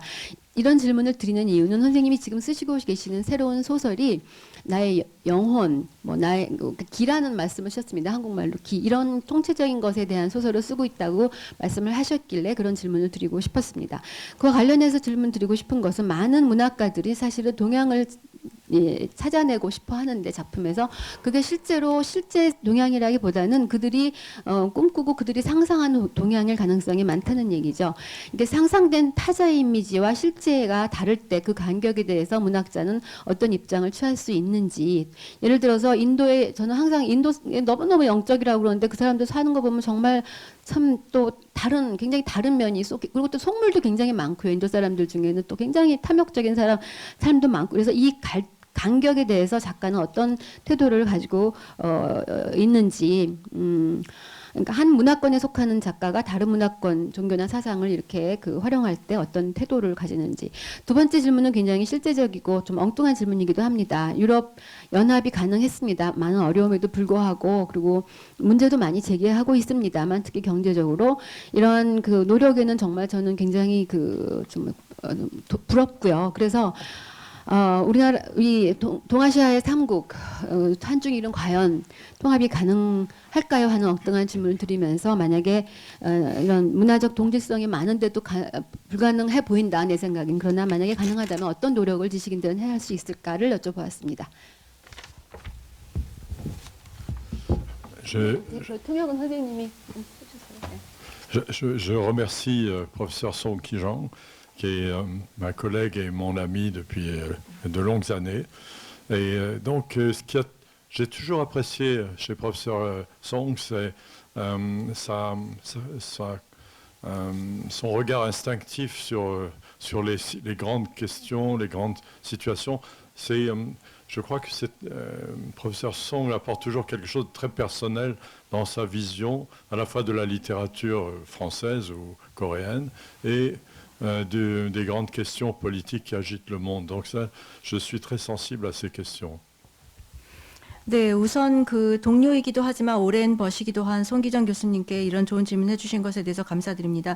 항상 느꼈던 건데 손기정 교수님께서는 그 여러 가지 다양한 문제에다 굉장히 직관적인 시각을 통해 가지고, 그러니까 개인적인 시각이라고도 할 수 있는 것들을 통해서 독특한 입장을 갖다가 잘 표현해주고 계신데요. 그게 프랑스 문학이건 한국 문학이건 아니면 아주 정치적으로 미묘한 거대한 담론에 대해서도 그런 입장을 견지하고 계십니다. J'ai dit une conception instinctive, je ne veux pas dire irrationnelle du tout, c'est tout à fait différent. C'est-à-dire que ce sont des questions, en fin de compte, qui sont liées à la vie. Et donc c'est un peu la réponse à la première partie de la question. Moi, ce qui m'intéresse dans la littérature, ce ne sont pas les idées, c'est la vie qui se dégage dans les textes littéraires, quels qu'ils soient. Lorsqu'on lit des textes de la littérature classique, française, anglaise, ou coréenne ou chinoise, ce qui touche, c'est ce qui rappelle la vie qui a inspiré ces textes. Et dans la littérature moderne, il est évident que la vie est tout le temps présente. Et je parlais hier des grands écrivains de la littérature contemporaine, qui sont pour moi, c'est la poésie dans laquelle la littérature coréenne brille avec beaucoup de force. Parce que c'est une écriture qui est inspirée par les événements de la réalité et par les souffrances que la Corée a connues, non pas comme quelque chose d'abstrait, mais quelque chose de très concret qui a frappé chaque personne. Il y a ce très beau poème, je ne vais pas le citer textuellement, mais c'est vous qui n'avez pas de nom, qui s'adresse à un tombeau inconnu, et vous qui n'avez pas de nom, pas de nom, pas de nom, et ça insiste sur cette question de ne pas avoir de nom. Et donc j'aime beaucoup cette littérature coréenne présente parce qu'elle est inspirée par la vie et par la force de la nature. 예, 제가 그 직관적으로 그리고 본능적으로 그런 질문을 그런 입장을 견지하신다라는 뜻이 비합리적이라고 하는 그런 시선이라고 하는 뜻은 아님을 다시 한번 밝혀드리고요. 즉 송기정 선생님께서 가지고 계시는 시선이라고 하는 것이 굉장히 삶과 밀접한 연관을 가진 시선을 가지고 계시다라는 뜻입니다. 그러면서 아마 제가 그 첫 번째 질문에 대해서 자연스럽게 답을 드릴 수 있을 것 같은데요. 저는 문학에서 어떤 사상적인 것이 중요한 것이 아니라 문학 텍스트 속에서 표출되는 그 삶을 저는 정말 중요하다고 생각하고 있는 사람입니다. 그것이 한국이든 영국의 프랑스이든 영국의 고전 문학이든 한국이든 뭐 중국의 문학이든 간에 그 텍스트를 통해서 환기되는 그 삶을 그 텍스트가 생산되게끔 하는데 기여했었던 그 환기되는 삶을 저는 굉장히 그것을 읽는 것을 좋아합니다. 현대 문학 같은 경우에는 바로 현대의 삶을 굉장히 잘 볼 수 있는 장면들이 많지 않습니까? 특히 시 같은 경우에 그런데 한국의 시 같은 경우에는 그 시가 굉장히 힘차고 그렇게 빛나는 시들이 굉장히 많은 것 같은데요. 현대 한국 사회에 있었던 여러 가지 어려운 그 사건들이라든가 역사적인 그런 요소들을 가지고 그리고 그것 때문에 겪었었던 여러 가지 고통 같은 것들이 추상적인 고통이 아니라 굉장히 구체적인 방식, 현실적인 것들이 잘 드러나 있습니다. 그래서 예를 들면 제가 다 전체를 인용해드리지는 않겠지만 그 어떤 그 이름이 없는 무명 용사의 묘지 앞에서 그 무명의 이름이 없는이라고 하는 걸 반복해서 얘기하는 그런 부분을 보게 되면 정말 고통스러워하고 있다는 것을 느낄 수 있습니다. 그래서 한국 문학이 정말 특징이라고 할 수 있는 것은 그 삶의 힘이라든가 아니면 자연이 분출하는 그런 여러 가지 요소를 갖다가 잘 표현하고 있다는 점일 것입니다. Alors, est-ce qu'il existe une spiritualité particulière à chacun de ces pays? Moi, je crois que la réponse est oui. Il existe une qualité spécifique de la spiritualité et elle fait vraiment partie des éléments culturels importants dans l'identité coréenne, comme elle l'est aussi dans l'identité japonaise ou dans l'identité chinoise. Et je me souviens que les premiers temps que je suis venu en Corée, à Séoul, le professeur Song m'emmenait visiter des temples bouddhistes. Alors, ils sont nombreux dans la ville. À chaque fois qu'il y a une colline, il y a un temple bouddhiste au sommet de cette colline, à côté d'un délicieux petit ruisseau dans la forêt, et où on a ce contact avec la nature qui est inoubliable et qui est vraiment particulier à cette ville de Séoul, qui est une ville assez brutale, assez violente, moderne, mais avec cette réserve spirituelle. Et également, mais ça ce n'était pas avec professeur Song, mais j'ai visité des endroits où se tenaient des cérémonies chamaniques. Et ces cérémonies chamaniques, ça entre aussi dans la spiritualité de la Corée, son héritage spirituel très lointain. Et puis il y a l'héritage moderne aussi qui vient des États-Unis ou de l'Europe sous la forme de la religion chrétienne, ce qui s'appelle le christianisme en Corée, qui est très particulier à la Corée, qui est souvent caricaturé, mais qui, je crois, comporte un élément très intéressant de la culture coréenne. Et cet élément est d'autant plus intéressant que c'est cette partie de la population coréenne qui se consacre avec le plus d'intérêt à développer la médecine, à exporter sa médecine et à créer des missions pour venir en aide aux pays qui sont dans le besoin. 네, 그리고 또 정신세계가 그러니까 그 아시아라든가 이렇게 뭐 서구하고 다르냐라고 하는 질문에 대해서 네, 저는 그렇다고 믿습니다. 바로 그런 것이 그 문화권이나 국가마다 다른 특징을 가지고 있다고 생각하고 그것이 바로 그 나라의 문화 요소를 구성하고 한국인의 정체성을 구성한다고 생각을 합니다.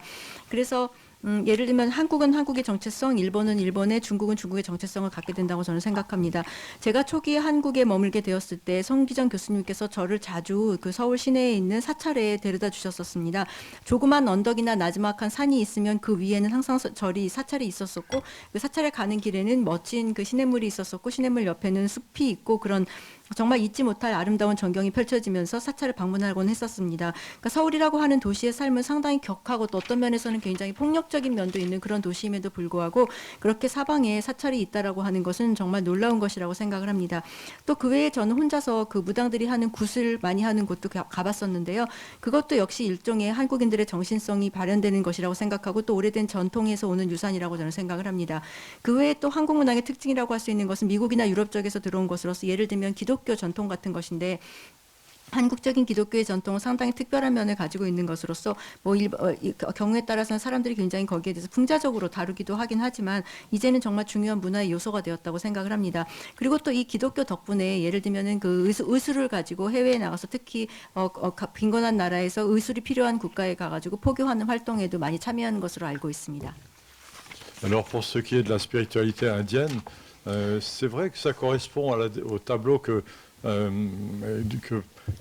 professait tout à l'heure le sociologue, c'est-à-dire qu'il y a un hiatus, il y a une sécession, une rupture entre la vie réelle et la vie spirituelle de l'Inde. Moi, ce qui m'intéresse dans la vie spirituelle de l'Inde, c'est plutôt ce qui se rattache à l'héritage, au long héritage spirituel de l'Inde. Et ainsi, quand je vais à l'île Maurice, où la communauté indienne est très importante, je ne manque pas de suivre des cours de Hatha Yoga et je ne manque pas non plus de commenter avec les pratiquants de ce qu'on appelle l'hindouisme, la lecture de la Bhagavad Gita, qui est un texte si important dans l'histoire de l'humanité et qui, sous la métaphore d'un chariot conduit par un dieu et un guerrier, décrit le fonctionnement de l'esprit humain. Donc je suis très intéressé par ce qu'apporte l'Inde dans sa spiritualité, tout en reconnaissant que la persistance des castes et la structure extrêmement archaïque de la société indienne ne prédisposent pas à instaurer une démocratie très performante. Si la démocratie s'installe, elle ne ressemblera certainement pas à la démocratie héritée des Lumières françaises ou de la République grecque. Ça sera complètement différent. 예, 그리고 그다음에 인도의 정신세계에 대해서 말씀해 주셨는데 이 부분에서는 아마도 김홍중 교수님께서 말씀하신 부분과 일치점이 있다고 저는 생각을 합니다. 즉 실제적인 삶과 정신적인 세계의 단절감이 굉장히 크게 작용하는 것이 맞습니다. 그러나 제가 무엇보다도 관심을 갖는 것은 인도의 정신적인 세계로서 그 오랜 전통에서 오는 그 정신적인 세계에 대해 정말 관심을 많이 가지고 있습니다. 저의 이제 조상이 살았었던 모리스 섬 같은 경우에도 바로 그 인도적인 전통이 굉장히 강한 곳으로서 제가 거기 가게 되면 그 하타 요가라든가 아니면 바가바가다 기타라고 하는 그런 그 힌두교 경전을 꼭 읽곤 합니다. 그 힌두교 경전은 인류의 역사에 있어서 정말 중요한 요소라고 생각을 합니다. 특히 수레라고 하는 그것을 은유적으로 사용해서 신과 전사가 했었던 여러 가지 전투의 장면을 얘기하면서 인간의 정신 상태를 묘사하는 것은 인류가 꼭 가져야 되는 문화적인 보존해야 되는 중요한 요소라고 생각을 합니다. 인도는 아직까지도 그 계급 제도인 카스트 제도가 있고 그다음에 여러 가지 사회적인 어려움이 있기 때문에 민주주의가 완전히 정립하는 데 많은 어려움이 있을 것이라고 생각합니다. 특히 그 유럽의 계몽주의 시대식의 민주주의라든가 아니면은 그리스의 공화정과 같은 방식의 민주주의가 정착하는 데는 아마도 많은 어려움이 있겠죠. Alors une parenthèse pour la culture indienne, c'est qu'elle illustre parfaitement le regard critique que nous devons porter sur la lecture de l'histoire. Il y a un historien, un philosophe historien qui s'appelle Subramanian, qui en Inde a pu démontrer que la version officielle de l'histoire indienne était complètement fausse. La version officielle, c'est que l'Inde a été envahie par les musulmans et que l'Inde a été conquise par la force par les musulmans, ce qui justifierait, c'est l'aspect qu'on donne en général, ça justifierait les guerres incessantes qu'il y a eu d'abord entre l'Inde et le Pakistan, et puis maintenant à l'intérieur même du sous-continent indien, ces affrontements permanents entre les communautés. Subramanian a démontré que cette histoire était fausse, que l'entrée des musulmans en Inde s'est faite de façon pacifique, majoritairement par des agriculteurs. officiellement, ce sont des guerriers à cheval qui ont conquis l'Inde. Et lui, il dit c'est faux. Quand on regarde les textes, quand on étudie les textes, on voit que la progression s'est faite très lentement par des agriculteurs plutôt que par des guerriers. Donc il faut avoir un regard critique sur l'histoire. L'histoire est souvent, elle ment à dessein parce qu'elle entretient justement parfois ces rivalités et ces hostilités qui sont propices à l'établissement du pouvoir politique. 네, 그래서 인도의 문화에 대해서 이제 여러 가지 그 역사적으로 비판적인 시각을 우리가 가지고 있다라고 하는 것을 그 인도 내에서도 잘 알고 있다고 저는 생각을 합니다. 특히 수브라마니악 같은 그 역사학자이고 철학자인 경우에는 인도의 공식 역사라고 하는 것이 얼마나 거짓된 것인지에 대해서 이야기한 바가 있습니다. 인도의 공식 역사에 따르면 인도는 그 이슬람교의 침략을 받아가지고 굉장히 많은 어려움을 겪었고 전쟁이 있었다라고 이야기를 합니다. 그러나 실제 그러한 공식적인 역사는 인도가 파키스탄이랑 했었던 전쟁 또는 지금 인도 내에 그 여러 종교 사회 사이에서 일어나고 있는 내전, 그러니까 충돌을 갖다가 정당화하는 수단으로 사용되고 있을 뿐입니다. 그 수브라마냐에 따르면 정확한 역사는 실제적으로 이슬람교가 인도에 도착한 것은 굉장히 평화적인 방식이었고 주로 농민들이 도착을 했다고 합니다. 그래서 공식 역사가 말하는 것처럼 이슬람교의 전사들이 말을 타고 기마병이 도착했다, 그 빠른 속도로 확 침략해 들었다라고 하는 것은 거짓이라고 합니다. 그래서 역사라고 하는 것이 그렇게 그 공식적으로 무엇이 쓰여지게 되면은 특히 그 적대 관계에 있거나 아니면 경쟁 관계에 있는 그런 그 힘들을 갖다가 막아내기 위해서 정치권에서 더욱더 부풀리고 그것을 갖다 고착시키는 그런 경향이 있습니다. Alors qu'est-ce qu'un écrivain français et mauricien comme moi peut retirer de l'expérience asiatique? On va l'appeler ainsi faute de mieux. Et je crois que la spiritualité en fait grandement partie. Parce que je sens la présence très forte ici en Corée, mais je le sens aussi en Chine, et j'imagine que cela est sensible aussi au Japon, d'une ancienne sagesse qui a consisté à faire coexister le corps et l'esprit.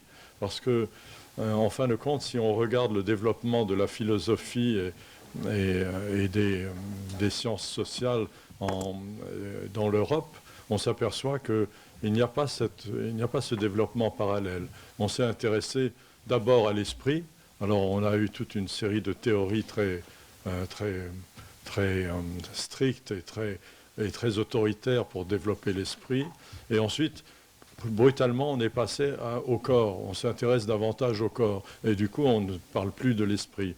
Et je crois que dans les pays de l'Extrême-Orient, tels que la Corée, le Japon, la Chine, mais peut-être aussi dans des pays de ce qu'on appelle les pays de l'Asie du Sud-Est, tels que le Cambodge, le Vietnam, ou même la Malaisie, l'Indonésie. Le développement entre le corps et l'esprit a été pratiqué avec beaucoup d'équilibre et beaucoup de sagesse. Et ça, c'est, je pense, une leçon qu'on peut recevoir de ces cultures si différentes les unes des autres, mais avec toujours cette notion d'équilibre. Je crois que le mot-clé, c'est la balance. C'est qu'on établisse toujours un contrepoids, une contre-mesure par rapport à la mesure qui serait uniquement spirituelle ou uniquement matérielle et corporelle.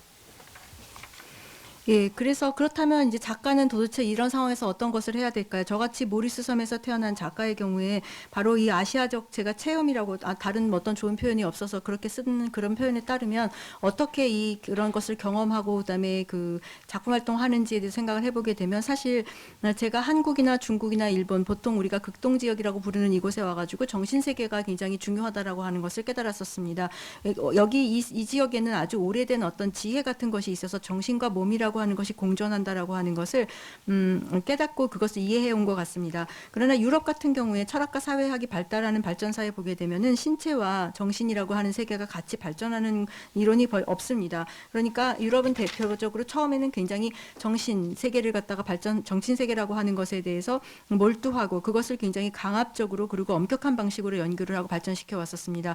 그리고 나서는 어느 순간부터는 갑자기 몸이라고 하는 것, 육체라고 하는 것이 관심을 끌기 시작해서 거기에 대해 대해서 또 집중적인 연구가 진행되고 있는 것으로 알고 있습니다. 그러나 극동 지역에서는 아마 어떤 면에서는 동남아라고 우리가 흔히 부르는 캄보디아, 베트남, 말레이시아, 인도네시아 같은 나라에서도 몸과 신체와 정신이라고 하는 것이 병행해서 그러니까 조화롭게 발전해가는 그런 그 사고를 가졌던 것 같습니다.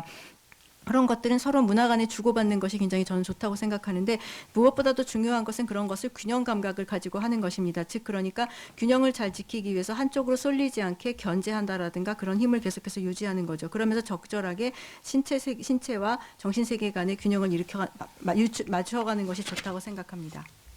Alors nous connaissons tous l'histoire cruelle de la guerre que les pays de l'Extrême-Orient ont connue et que les pays aussi de l'Asie du Sud-Est ont connu au moment de l'affrontement contre le Japon. Mais ce qu'on sait moins, c'est que lorsque le Japon a accepté de se rendre au dernier moment de la guerre, ils ont cherché un interlocuteur pour parler aux Américains. Il s'agissait de sauver la situation. Et à qui se sont-ils adressés? À un moine bouddhiste qui s'appelle Kimpo. C'est le même nom que le quartier qui est ici, je ne sais pas s'il y a une coïncidence. Mais ce moine Kimpo était un moine du bouddhisme zen, donc bouddhisme Chan, qui a été chargé de parler aux Américains. Et avant de parler aux Américains, il a parlé aux Japonais. Il leur a dit, vous avez commis de grands crimes. Il faudra expier ces crimes. Vous ne pourrez pas connaître la paix spirituelle ni l'équilibre tant que vous n'aurez pas expié ces crimes. Et il a permis, au fond, aux derniers instants de cette guerre terrible, il a permis à la spiritualité de s'imposer. Et les Américains l'ont écouté parce que peut-être le bouddhisme Chan était assez à la mode aux États-Unis à l'époque, mais parce que ce moine Kimpo avait une grande écoute. Je suis allé visiter le temple de moine Kimpo au Japon et j'étais très ému par la présence spirituelle de ce personnage, par l'équilibre qu'il avait su créer dans ce lieu qui est aujourd'hui un petit peu à l'abandon, qui est devenu une sorte de sanctuaire. Et ça m'a beaucoup ému parce que c'était ce point brûlant de la fin de la guerre. On sentait à quel point la spiritualité du bouddhisme avait joué un rôle important à ce moment-là. 예, 그래서 우리가 보통 이제 그 극동 지역에서 그리고 동남아에서 굉장히 참혹한 전쟁이 있었다라는 것을 잘 알고 있습니다. 일본의 침략 전쟁 때문에 그랬죠. 근데 일본이 결국 항복할 수밖에 없었던 마지막 순간에 어떤 상황이 발생했었는지에 대해서는 잘 모르고 있는 것 같습니다. 그러니까 항복한다고 미국과 얘기하기 전에 이 상황을 어떻게 타개할까라는 생각을 하면서 그 대화자를 찾다가 결국에 김포라고 하는 그 김포 공항이 있는 곳과 똑같은 이름의 그 승려에게 부탁을 했다고 합니다. 그러니까 이제 참 선승려였는데요. 이 사람이 그 미국 사람들에게 이야기하기 전에 뭐라 그랬냐면은 일본인들이 먼저 지금까지 지은 이 전쟁의 범죄에 대해서 사죄하고 거기에서 영원의 용서를 받아야 된다라고 이야기를 했다고 합니다. 그러니까 전쟁에 정말 그 참혹한 전쟁을 일으키고 그 전쟁이 끝나가고 있는 그 순간에 그 위기의 순간에 정신세계에 의거해서 무엇인가 해야 된다라고 하는 말을 했었다는 것이죠. 그래서 그 얘기를 미국 측에서도 그 스님의 얘기를 귀 기울여 드렸다고 합니다. 모르겠습니다. 만약에 참이 그러니까 선을 한다라고 하는 것이 그때 미국에서도 유행했었기 때문에 그랬는지 어쨌는지 모르겠지만 아무튼 그 스님의 말씀을 기울여서 들었다고 하는데요. 제가 일본에 갔을 때 이 그 김포 스님을 위해서 만들어졌었던 기념관에 갔었었는데 굉장히 감동받았었습니다. 그러니까 어떻게 하든지 그 균형을 가지고 정신 세계에 대해서 이야기하려고 했었던 사람이라고 하는 것에 대해서 굉장히 감명을 받았었는데 지금 그 기념관 같은 경우에는 거의 잘 유지가 되지 않아서 버려진 것 같은 그런 일종의 성역 같은 씁쓸한 장소로 남아 있긴 합니다. 근데 아무튼 전쟁 말기에 그렇게 위기 일촉발의 상황에서 그런 이야기를 할 수 있었다라는 것은 정말 놀라운 일이라고 생각합니다. Et je regrette que le gouvernement japonais actuel n'écoute pas les leçons du moine Kimpo. Et c'est très dommage. Et j'espère que le message de ce moine saura donner un sens plus profond et plus sensible au néolibéralisme dont on parlait tout à l'heure. 예, 그런데 현재 일본 정부가 바로 이 김포 그 스님이 말씀했었던 그런 좋은 교훈에 대해서 별로 관심을 가지고 있지 않은 것 같아서 정말 유감스럽게 생각합니다. 그러니까 이 스님이 남겼었던 그 멋진 그 메시지의 중요한 그 정말 깊이 있는 의미, 그 심오한 의미라고 하는 것이 이해가 되어야 될 것 같은데요. 그것은 아마도 그 조금 전에 우리가 말했었던 신자유주의의 그 의미와는 아마 다른 것일 겁니다. 네, 감사합니다. Est-ce que vous reconnaissez cette salle? C'est là où vous avez fait la première conférence à Iowa en 2001, donc à la recherche du temps perdu. 이 방이 사실은 2001년에 선생님이 처음 처음 한국에 오셨을 때, 처음 이대에 제가 모셨을 때 이 방에서 바로 강연을 하셨습니다. 기억하신다고 합니다. 선생님한테 다시 한번 큰 박수를 보내주시고 이렇게 와주셔서 정말 감사합니다. 오늘 참석해주신 김홍준 선생님, 정명근 선생님, 번역하느라고 너무너무 수고해주신 심경 선생님께도 감사드립니다.